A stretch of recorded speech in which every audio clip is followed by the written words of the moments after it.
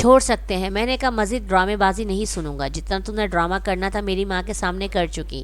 میری ماں نے مجھ سے وعدہ لیا ہے کہ میں تمہارے ساتھ زندگی گزاروں گا، تمہیں کبھی طلاق نہیں دوں گا، تمہیں کبھی چھوڑوں گا نہیں، اس لیے میں اپنی ماں سے کیا ہوا وعدہ تو نبھاؤں گا، مگر تمہارا وہ حال کروں گا کہ تم روز مجھ سے طلاق مانگو گے لیکن کبھی بھی چھوڑوں گا نہیں، کیونکہ آخری اکھڑی سانسوں میں بھی میری ماں مجھ سے یہی وعدہ لے رہی تھی کہ میں تمہیں کبھی بھی نہ چھوڑوں۔ پناہ مانگو گی تو مجھ سے تمہیں پناہ نہیں ملے گی، صرف 1 گھنٹے کا وقت ہے تمہارے پاس، تیار ہو کر اگر تم میرے کمرے میں نہیں آئی تو تمہارا وہ حال کروں گا کہ اپنی شکل بھی پہچان نہیں پاؤ گی۔ تم نے شاید مرد کی نفرت دیکھی ہی نہیں ہے، تمہیں اندازہ ہی نہیں ہے کہ ایک مرد جب نفرت کرنے پر آتا ہے تو کس طرح سے کرتا ہے، تم وہ دیکھو گی۔ یہ کہہ کر میں اپنے کمرے میں آ کر بیٹھ گیا۔ بھوک لگ رہی تھی اس لیے کچن میں گیا، کھانا تیار تھا، کھانا کھایا۔ بار بار صبا کے آنسو میرا غصہ بڑھا رہے تھے، اس بیچاری نے کتنے خواب میرے حوالے سے اپنی آنکھوں میں سجائے تھے، لیکن ہیرا کی وجہ سے میں برباد ہو گیا۔ میں ہیرا کو زندہ نہیں چھوڑوں گا، اسے کہیں کا نہیں چھوڑوں گا۔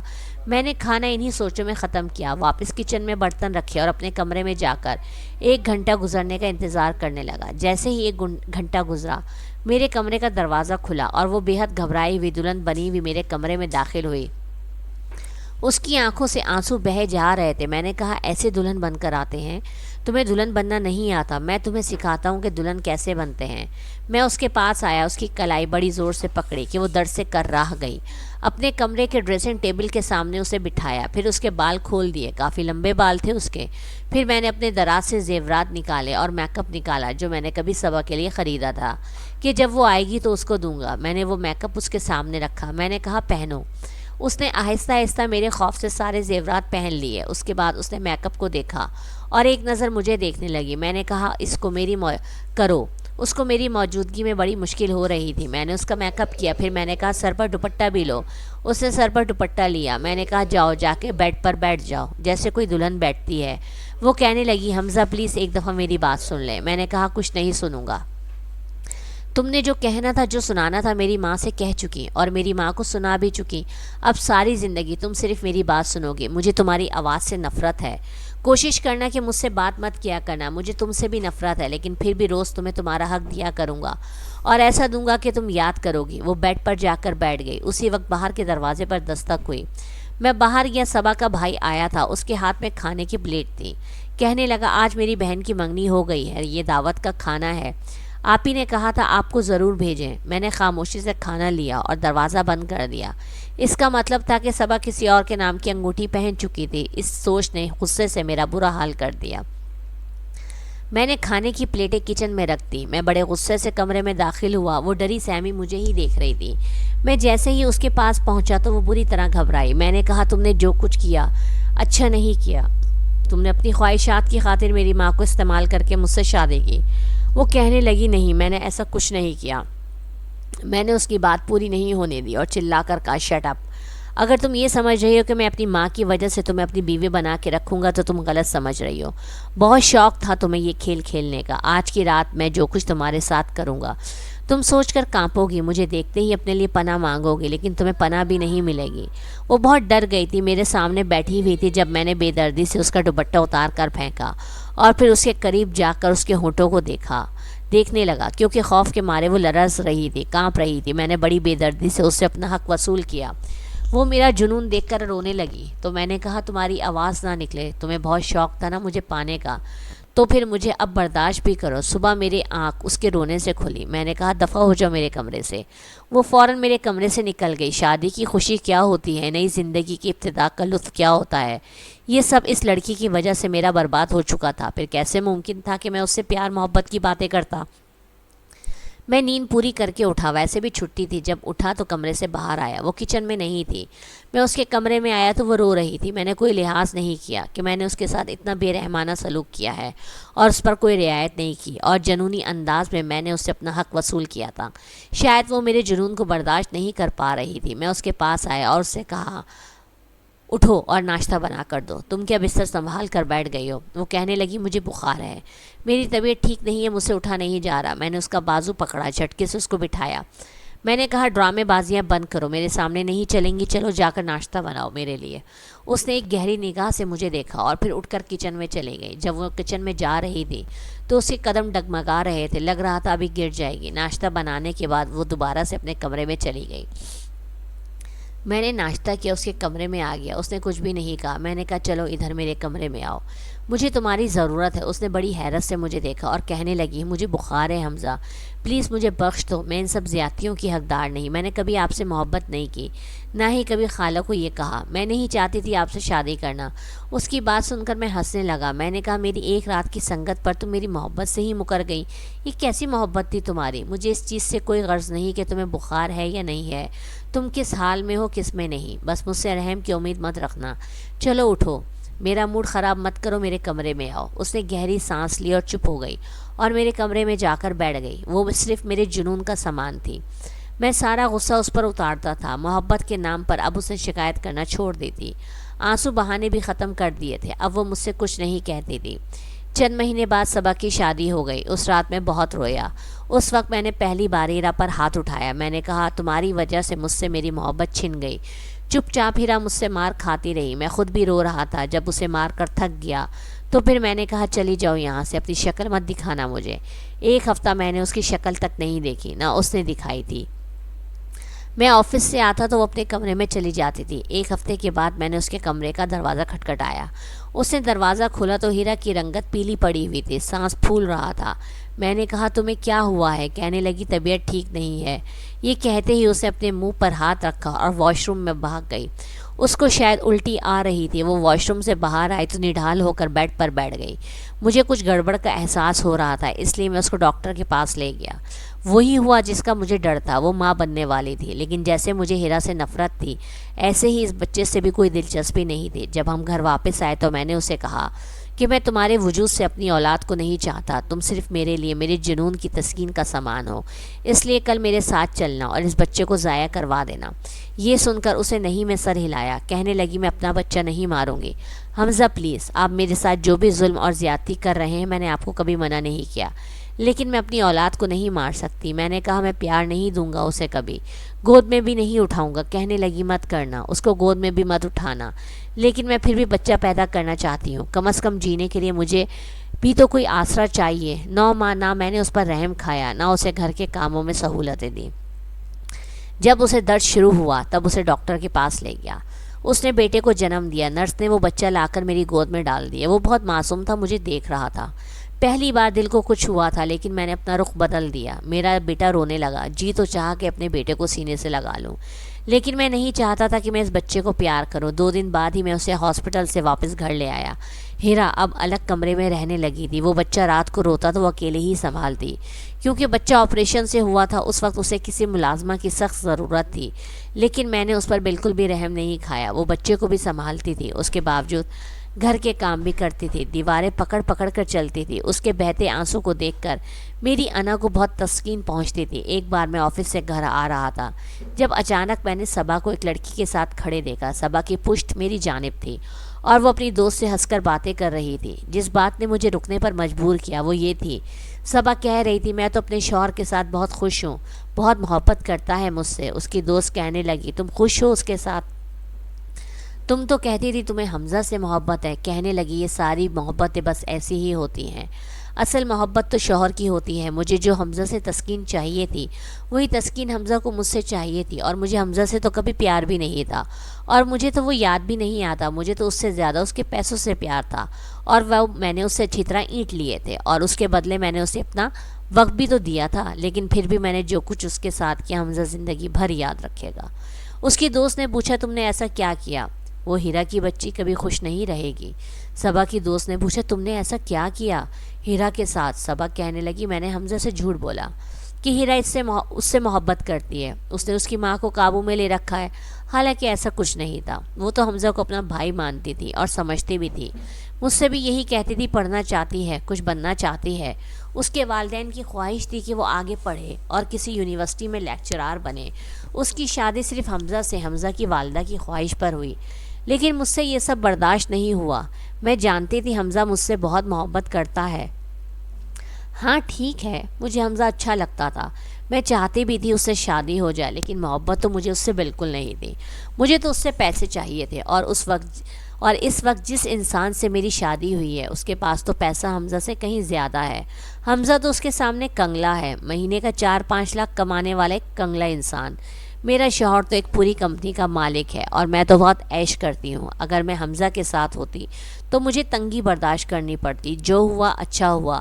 بہت جلد میرا میاں مجھے لے کے ملک سے باہر جانے والا ہے، لیکن میں یہ بھی جانتی ہوں کہ حمزہ ہیرا کو کبھی بھی محبت اور عزت نہیں دے گا۔ بہرحال بھاڑ میں جائیں وہ دونوں، مجھے ان سے کیا لینا دینا۔ میں تو اپنے شوہر کے ساتھ بہت خوش ہوں۔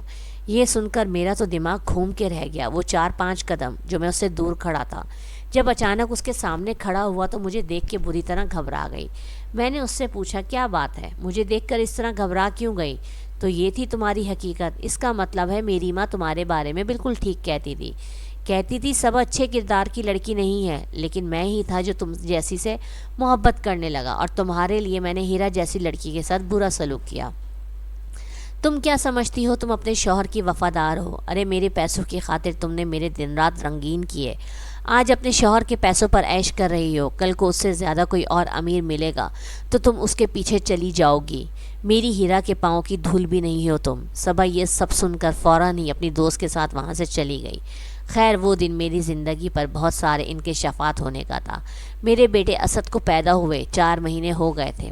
میں نے کبھی اپنے بیٹے کو نہ تو پیار کیا تھا، نہ گلے سے لگایا تھا، نہ اسے چوما تھا، نہ باپ کا پیار دیا تھا۔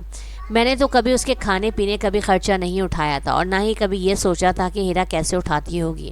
ہاں اتنا مجھے پتہ چلا تھا کہ ہیرا محلے کے بچوں کو ٹیوشن پڑھانے لگ گئی ہے، اور انہی پیسوں سے وہ اپنے چھوٹے بچے کا خرچہ اٹھانے لگ گئی ہے۔ بہرحال اس دن جو مجھ پر انکشاف ہوا اسے تو میرے پاؤں کے نیچے سے ہی زمین نکال دی۔ میں اپنے گھر گیا، میں نے دروازے پر دستک دی تو دروازہ ہیرا نے کھولا۔ مجھے دیکھ کر فوراً سے گھر کے اندر چلی گئی۔ شاید میرے بیٹے اسد کا فیڈر بنا رہی تھی۔ جلدی سے اس نے فیڈر بنایا، اسد کو گود میں لیا اور اپنے کمرے میں جانے لگی۔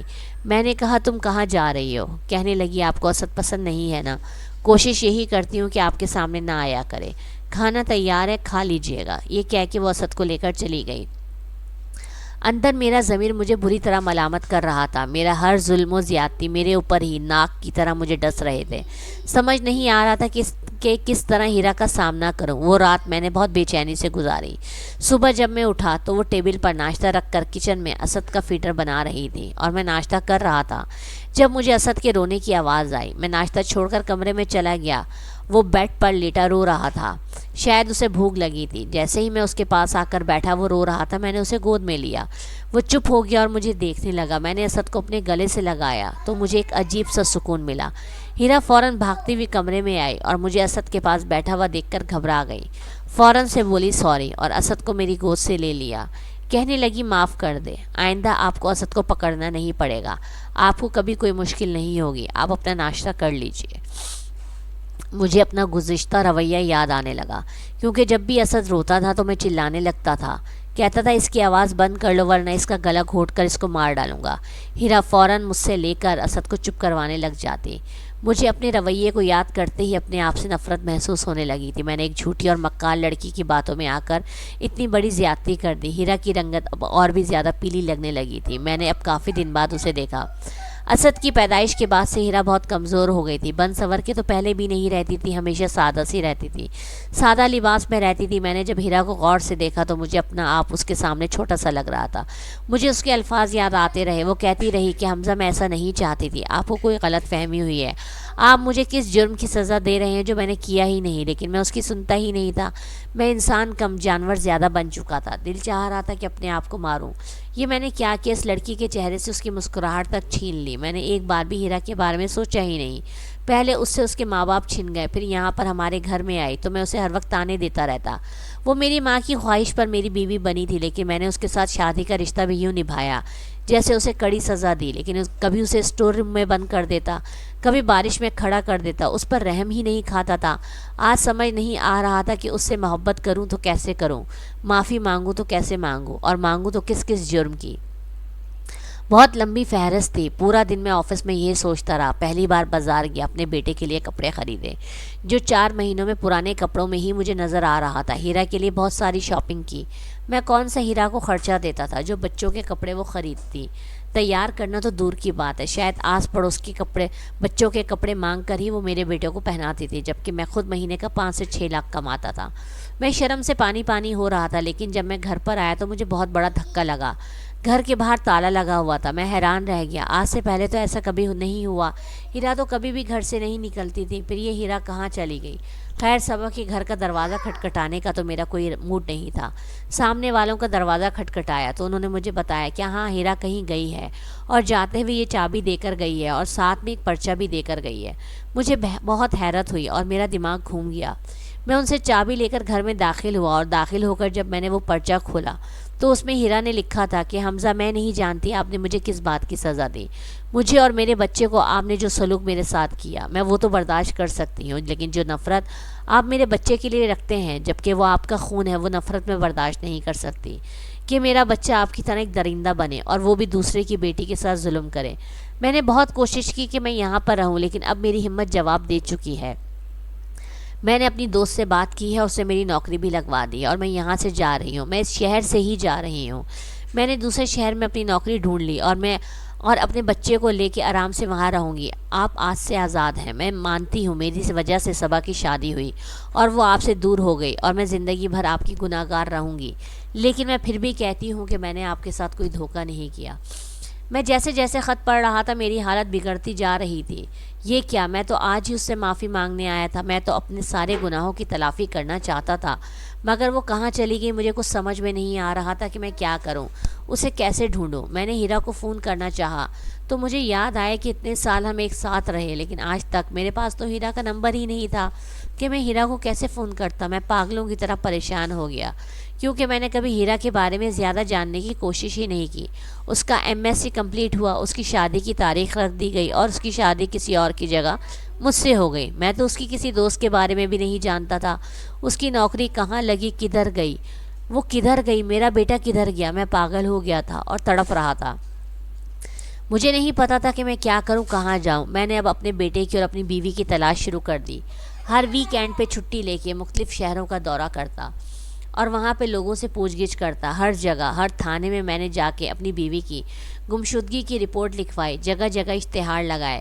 میں نے تو باقاعدہ اپنی بیوی سے معافی تک مانگنے کے اشتہارات لگائے کہ مجھے معاف کر دو اور واپس آ جاؤ، مجھ سے غلطی ہو گئی، لیکن وہ مجھے نہیں ملی۔ 4 سال سے میں اسے ڈھونڈ رہا تھا، اب تو آفس والے بھی مجھ سے تنگ آ گئے تھے۔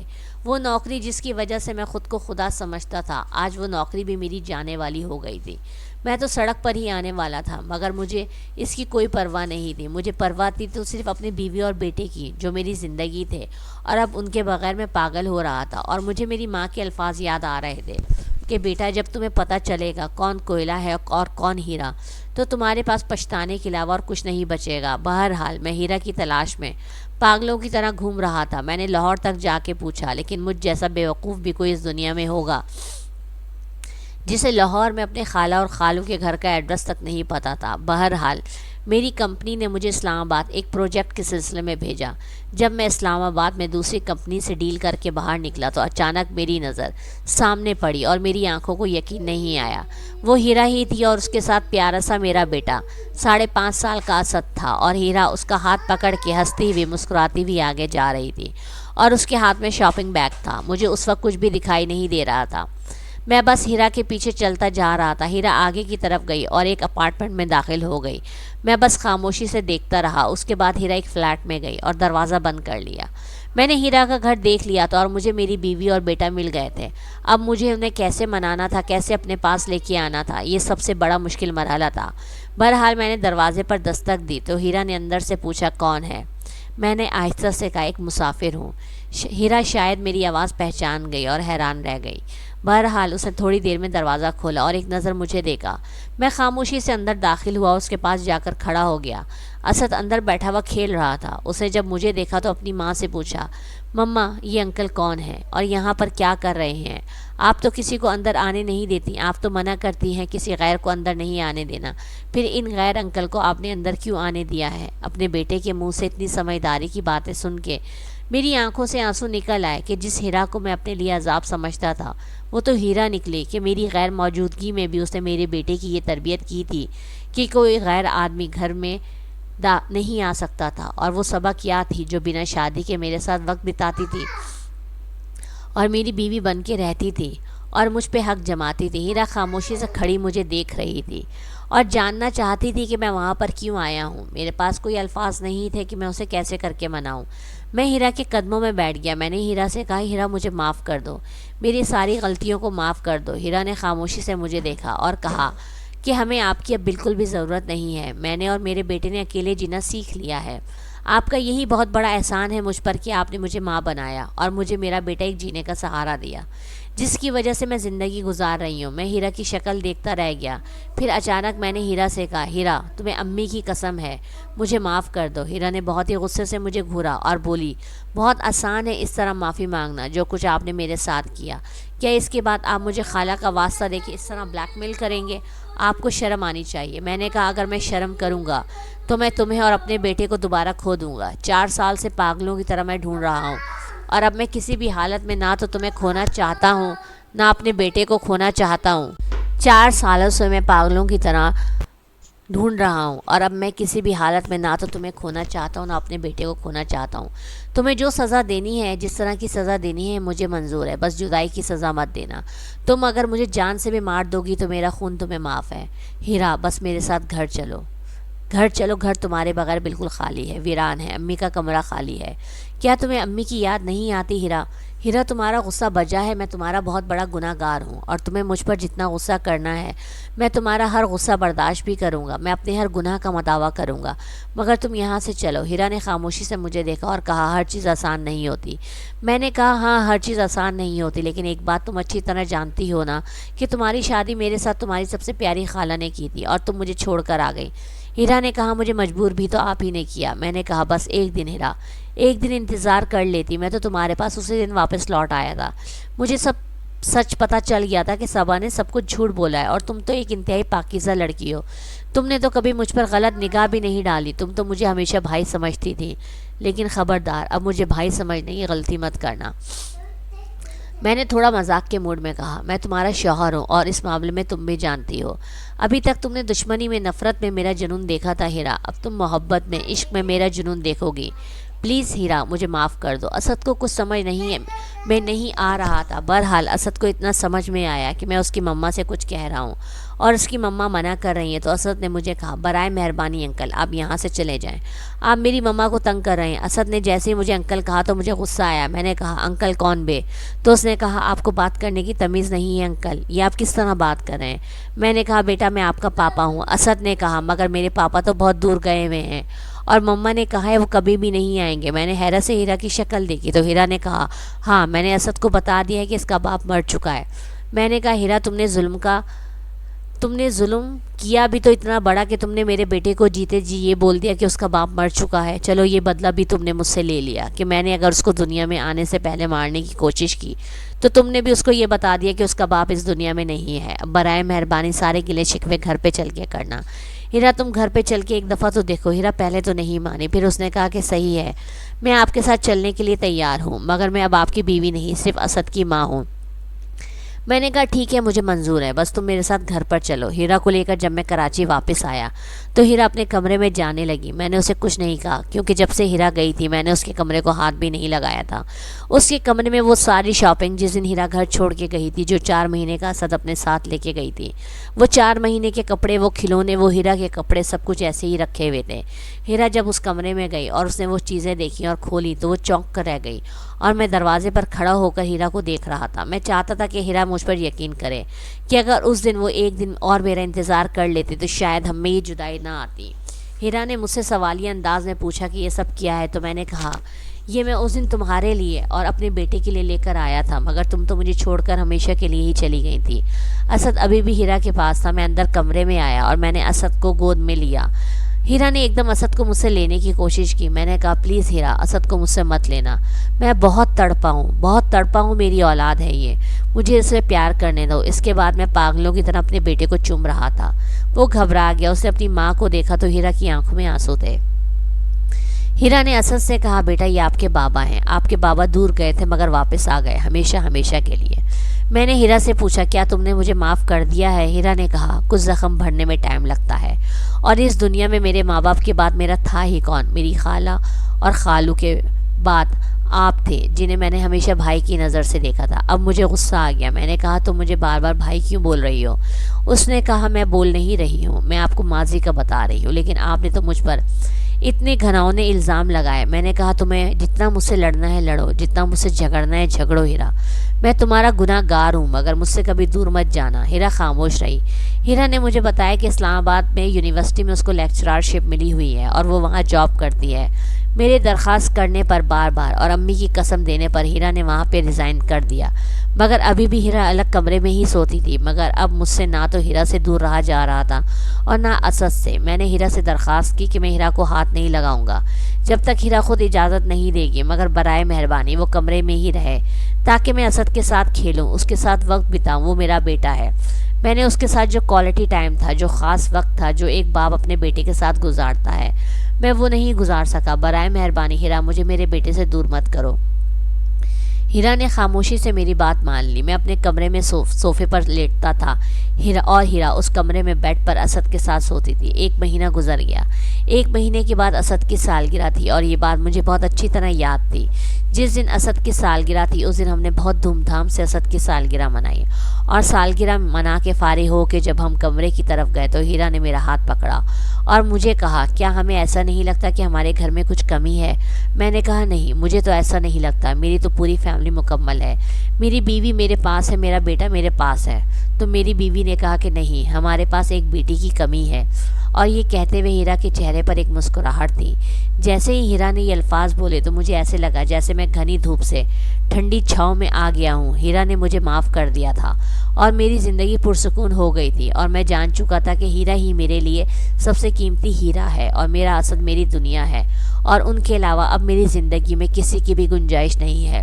واقعی میری ماں جاتے جاتے میری زندگی کو جنت بنا کر گئی تھی، جس کو جہنم بنانے میں نے کوئی کسر نہیں چھوڑی تھی۔